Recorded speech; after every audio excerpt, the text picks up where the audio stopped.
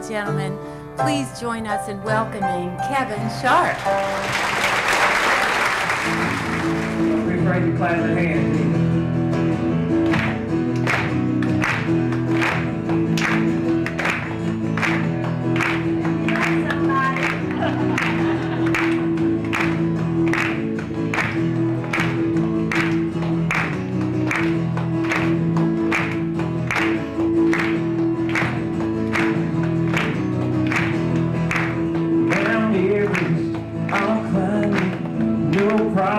Just say when Mississippi, I'll swim down to the Delta and back again.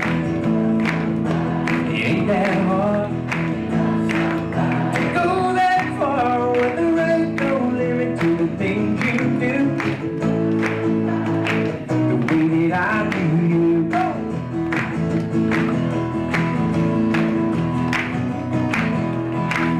Get a ladder, guitar and serenade you under the stars.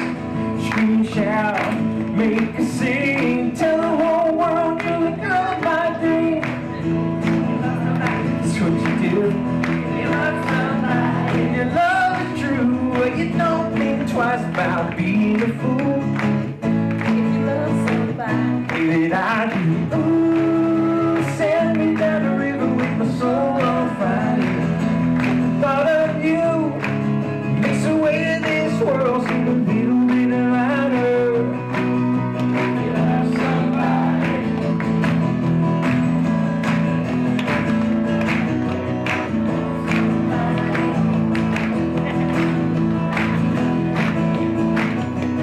Ooh, send me down the river with my soul on fire. Thought of you makes the way of this world seem a little bit lighter. Take me higher, higher. Love somebody. Do anything. Love somebody. Jump up and sing, but there ain't no limit to the things you do. Love somebody. The way that I do you. Somebody. That's what you do.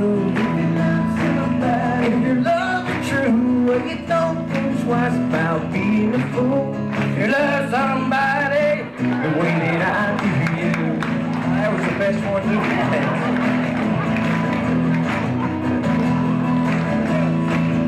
I love everybody. If you love somebody,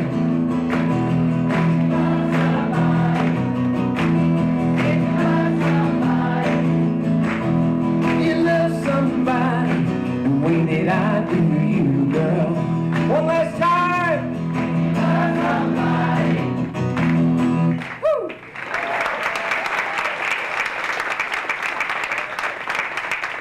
I hated to stop because y'all were finally getting into it. We could start our own choir right here in Myrtle Beach. I want to just start by saying thank you for including me and having me a part of it. Girls event today, and welcoming Brad and I into your community, and for each and every one of you for taking the time out of your lives to spend a little time here with us. I don't think there's anything more valuable that each of us have in this life than our own time, and no one's time is any more valuable than the next. So thank you very much for taking time out to spend a little time with us. How many of you actually know a little to a lot, or should I say a little to nothing about me? A few of you? So we have a few liars. Well, don't feel bad because recently I was, my wife and I was headed home from Christmas from her family in Texas. And is anybody from Arkansas? Okay, good. We're headed through Arkansas, and we got a little bit hungry, so we decided to go through the McDonald's drive-thru and get something to eat. And so we put our order in, and we pulled around to the pay window, which I still don't understand why there's two windows. You ever notice that the paid person is always the same person that hands you your food?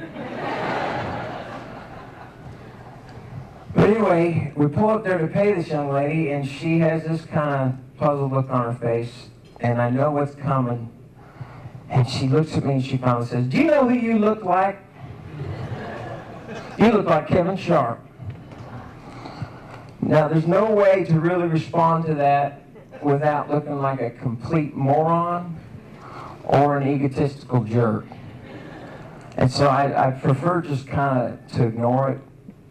But she continued to say, no, you know who he is. He sings country music. You look just like him. And I'm just trying to hope that she'll give me my change and let me move on. But my wife is laughing and enjoying this so much that she encourages me to tell her that that's who I am. And so I do. I say, well, as a matter of fact, I am Kevin Sharp. And she responds without a beat by saying, "No, you're not. He's not that chubby."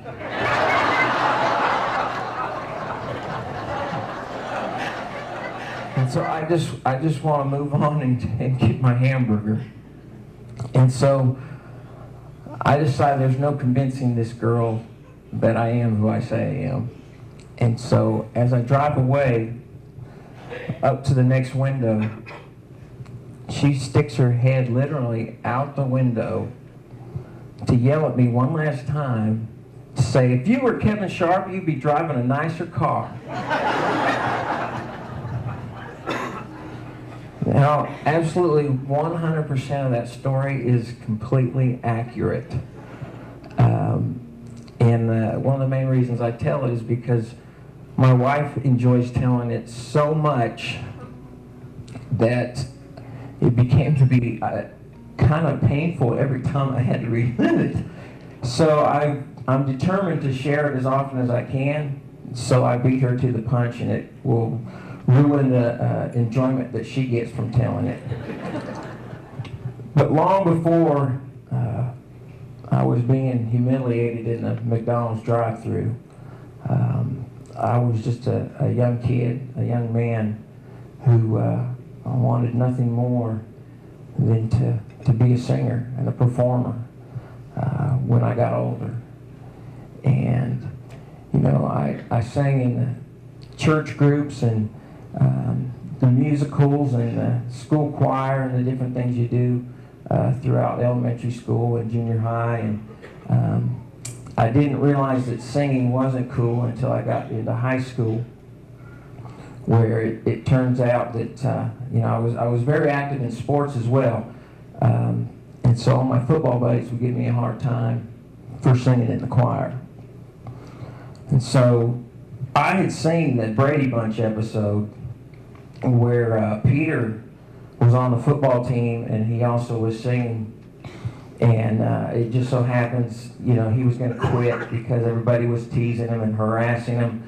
And it happened that one day that some professional football player happened to be there at practice and told Peter and the rest of the team that he sang too, and so all of a sudden it was cool to sing.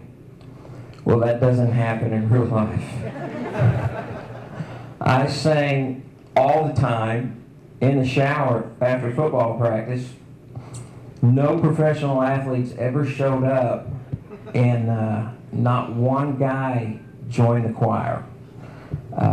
It may have been the fact that I was singing a lot of Barry Manilow music at the time. But you know what? Regardless of what my peers thought, I knew what it was I wanted to do with my life, and I knew music was a big part of that. But as I got towards the end of my senior year in high school, and actually a year and a half before that, I started to feel just a little bit weak, and I hurt, and there was no real answer to why. It would kind of come and go at first, and the pain would get more severe. Some days I couldn't even walk. It would bother my left knee and my hip, and even hurt my ankle, and would move into my back. And I spent the whole last 2 years of high school experiencing that and losing weight and not being able to play any sports that last year. I barely made it through graduation. I actually had friends that helped me get my diploma, and it was shortly after graduation and numerous doctor's appointments and that I finally started going to just the emergency room to hopefully get some answers, because I had spent the last week with not even an hour of sleep because the pain was so severe. And so I went to the emergency room 2 nights in a row and was sent home both nights, and then woke up that next morning unable to breathe. Well, I was rushed to the hospital where a doctor finally said, you know what, we're going to find out what's going on before we send you home again.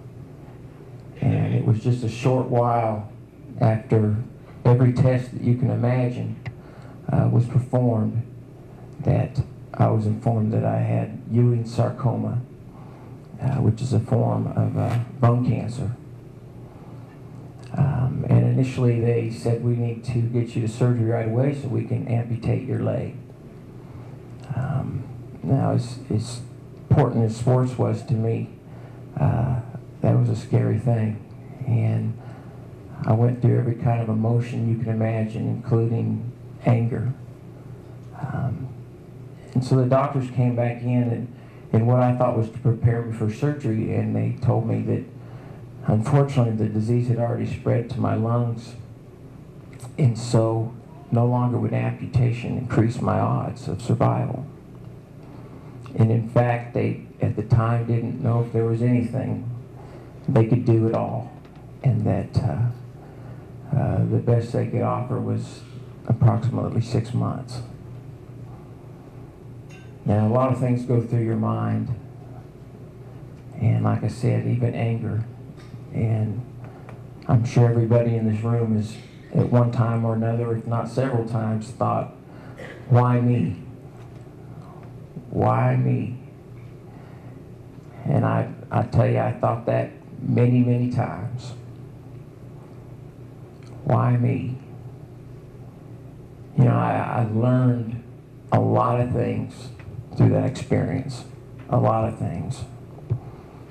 And one of the amazing things I learned that, you know, this life can be very difficult. In fact, to be quite honest, if you don't mind, this life can sometimes downright suck. It's tough. And I know everybody in this room knows that. But even more exciting is that everybody in this room knows that, you know what, it's worth it. It's worth the ups and downs and the ins and outs. You know, when life is going smooth and everything seems to fall into place for us, that's great, because those times help carry us through life and give us something to smile about when there isn't a whole lot to smile about. But you know, the times when we get tricked and skin our knee, or we get kicked in the teeth by life, those are actually the most valuable times in our lives. Because when things are good, we don't learn anything. It's when things go wrong and we're presented with trials in life that we actually learn the meat and potatoes of life. And those are the important things that we take with us that help us continue and to move forward and to keep on keeping on in this life. And I have a lot of people ask me, you know, especially family members or parents of a newly diagnosed child, what it is that I did and why am I alive? And I surely wish there was just an easy equation to that.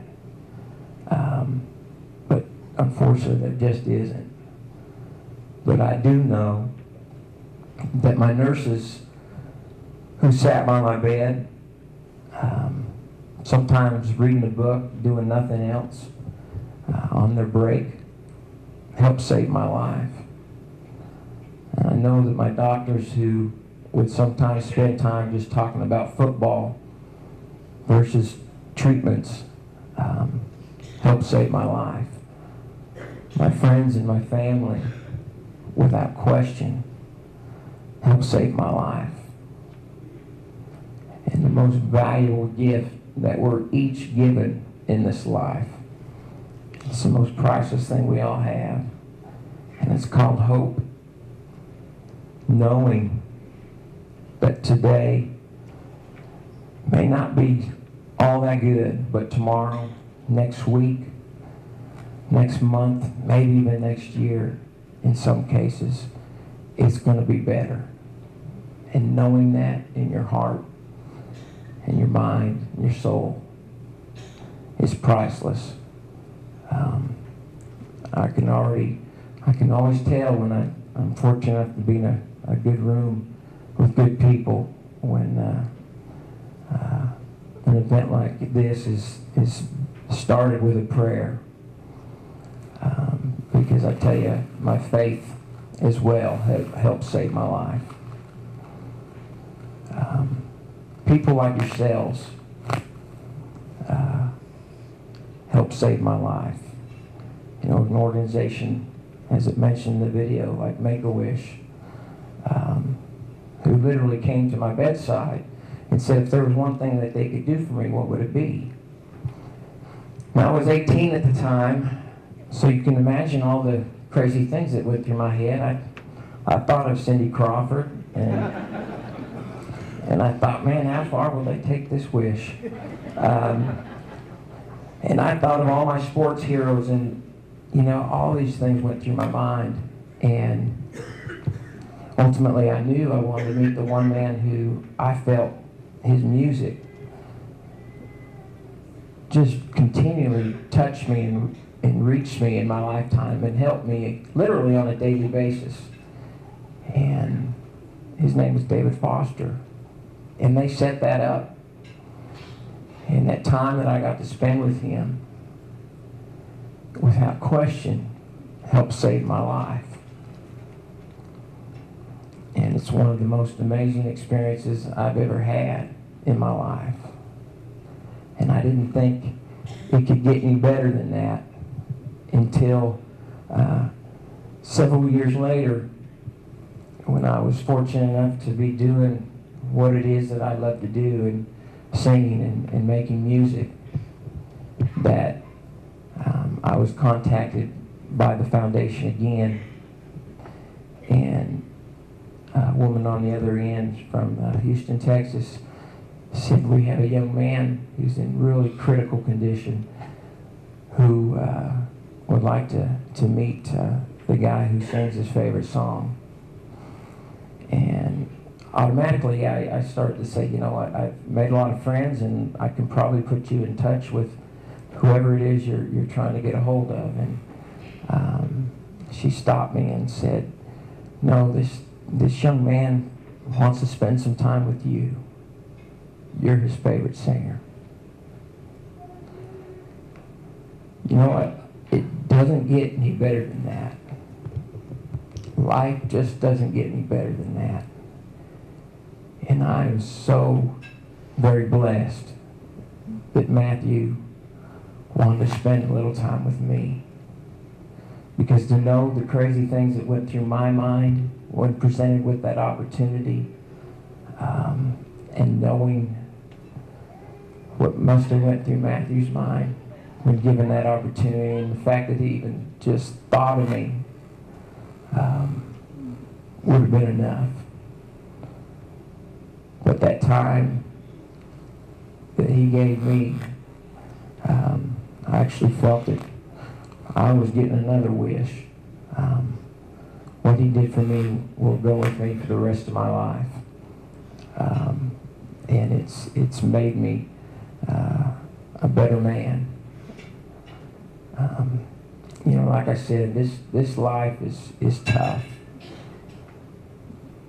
you know what, we're so blessed each and every day we're given, and we're so fortunate to be here. It is all worth it. You know, I encourage each of you, the kids, parents, teachers, hang on to your hope, hang on to your dreams, because life is going to sneak up on you from time to time and catch you off guard. And the one thing I always ask of people, no matter what it is in your life that is a trial or you're struggling with, don't ever get bitter, because it doesn't do anybody any good. And just hang on to that thought of hope, of knowing things are going to get better. And I tell you, I assure you with all my heart, they will. You just got to keep on keeping on. And you know, and sometimes we have to lean on each other from time to time. We're more similar than we are not alike. And unfortunately, we live in a society that would prefer to point out our differences over and over again because they sell more papers, when the actuality is we have millions of similarities and literally very few differences. So we have to be good to each other, and we have to love each other, because we need each other. I wrote this song for the Make-A-Wish Foundation. You know what, actually before that we should sing, hopefully y'all remember the song, and if you know the words, please feel free to sing along. This is called Nobody Knows.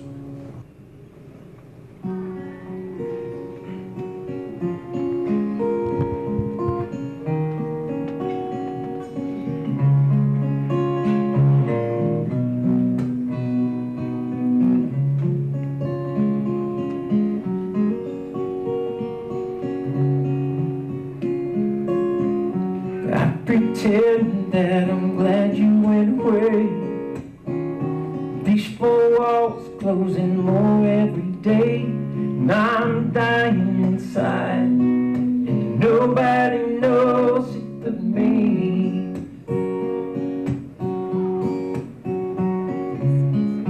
Like a clown, I put on a show.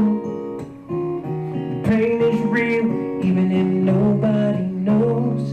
I'm crying inside, nobody knows but me. Why didn't I say the things I needed to say? How could I let my age get away? Now my world is just tumbling down. I see it so clearly. You know around, not so lonely, the days are so sad, and just keep thinking about the love that we hear. I'm missing you, and nobody knows but me.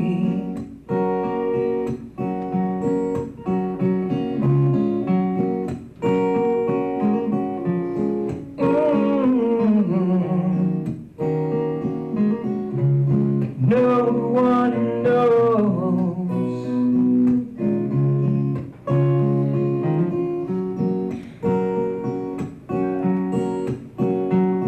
How blue can I get? You can ask my heart.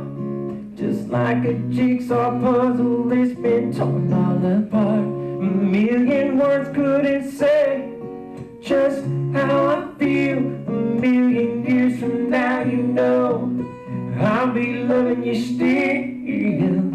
Not so lonely, the days are so sad, and just keep thinking about the love that we hear. I'm missing you, and nobody knows.